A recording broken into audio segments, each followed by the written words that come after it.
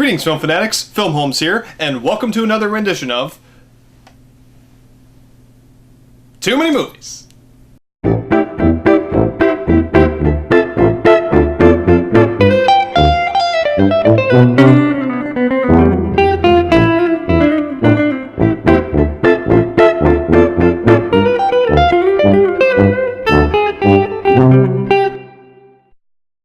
So last month, I promised to review every John Carpenter movie, minus the really shitty ones I don't like, but all the good John Carpenter movies, and I did that except for The Fog.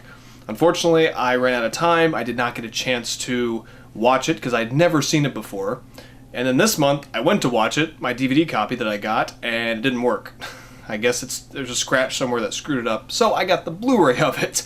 And I finally watched it. So I'm sure all two of you have just been waiting with anticipation over me finally reviewing John Carpenter's The Fog, and that's what I'm going to do right here. I'm going to talk about John Carpenter's The Fog. Let's get to it.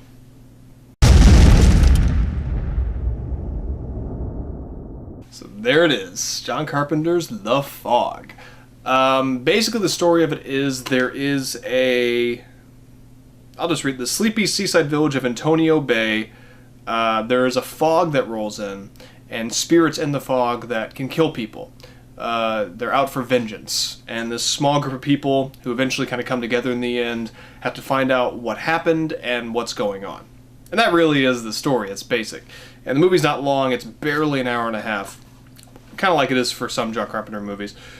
I'd always heard that John Carpenter this is one of his least favorite films he's done because it did not turn out the way that he thought that it would. And that's a shame. And I've heard both sides. I've heard that the movie is very chilling and it's very good, one of John Carpenter's best. I've also heard it was a big letdown.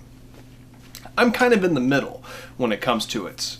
I was excited to see Jamie Lee Curtis in another John Carpenter movie, besides Halloween and Halloween 2.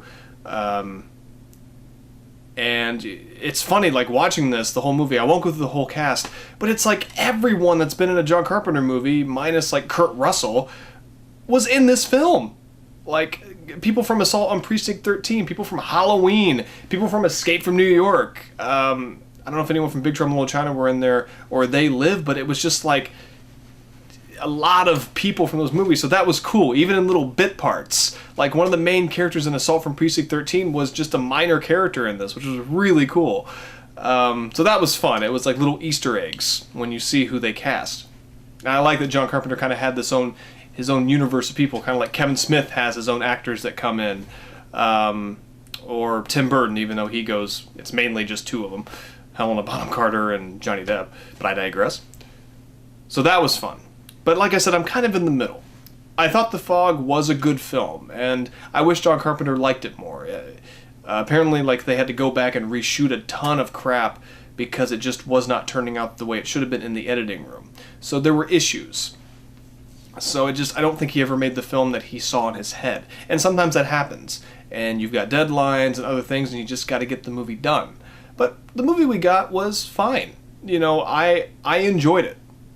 You know, it was the perfect amount of time, I thought. The ending didn't even seem rushed. The special effects with the fog and the things inside the fog, they were creepy. That was good.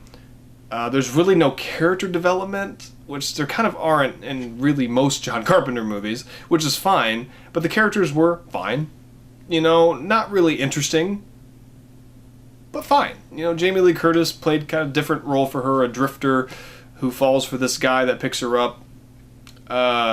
There's a woman who runs a radio station. She has a son. She did fine. Like, the whole cast did fine. There's no standout performances, and I think that holds the movie back a little bit. You know, like in Halloween, you remember Jamie Lee Curtis. In Escape from New York, you remember Kurt Russell. They Live, you know, you do remember Roddy Piper, even if some of his dialogue is really weird. Assault from Precinct 13, you remember the two main guys. So I think it was lacking that.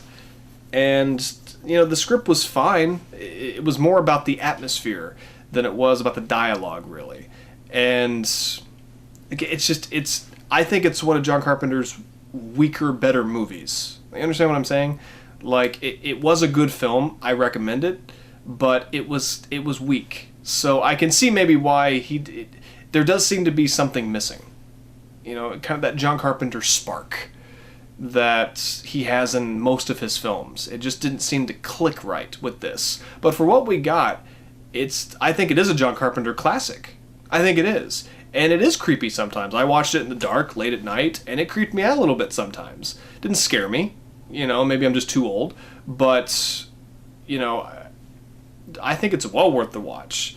And like I said, the special effects are really good. The editing was fine. Except in the beginning, there's this weird edit where there's a guy talking to a bunch of kids, telling them kind of the story, the backstory of Antonio Bay, and there's this weird, it's hard to explain, but this zoom in. Like, he's talking like this, and all of a sudden the camera, it's not an edit, the camera just zooms in like that. It's awkward, and it never happens again in the movie. And I don't get it. I don't get what the hell they were doing. They could have done a quick cut, like edit. So I don't get it. It didn't make sense. It really didn't. It was sloppy. But minus that, the movie looks beautiful. It looks great. The sound's great. I wish I had more to say about it. That's kind of the thing. It's not as memorable as his other films, unfortunately. It wasn't really a letdown, but it didn't... I'm glad I have it. You know, it's John Carpenter. I'm glad I have it. But it didn't hit me as much as like Assault from Precinct 13 or Halloween, or even Escape from New York is a lot more memorable than The Fog. Big Trouble in Little China, even They Live is a lot more memorable. The Fog is just kind of a forgotten film of his that's not great, but it's definitely not bad. It's just in the middle. But I do recommend it. I really do. So John Carpenter's The Fog, not one of his best outings, but I do give it solid 3.5 out of 5. I think that's fair enough. It's above average, I would say. Like I said, I do recommend it. I don't regret buying it on Blu-ray. I'm glad that I own it. I like that they do these double covers. If you can kind of tell, like another cover underneath, but I like this one a lot better. So I do recommend it. And, you know, but maybe watch a lot of his other work first. I think you kind of have to be a John Carpenter fan to enjoy this movie. So I'm glad I watched everything else he's done before that. So finally, I was able to watch The Fog, and there's the review of it. Before I get to my ending thing, I did discover, and I'm embarrassed to say I didn't know, I'm a big John Carpenter fan, but his very first movie, Dark Star, was an independent movie that he made with Dan O'Brien. And it's kind of become a cult classic. And I heard that there's a feature-length documentary about the making of the movie, which I love. I haven't watched this yet, and I don't know when I'm going to watch it. But there is one more John Carpenter movie that's pretty good that I do need to watch. So hopefully this month I get to it. If not, I'll get to it eventually. You know, one day I will. But there is one more John Carpenter movie I have to take a look at. So, this was Too Many Movies. I'm Filmholmes. Thank you very much for watching. As you can see, I got more movies to watch, including Dark Star eventually, and I will see you in the next video. Take care.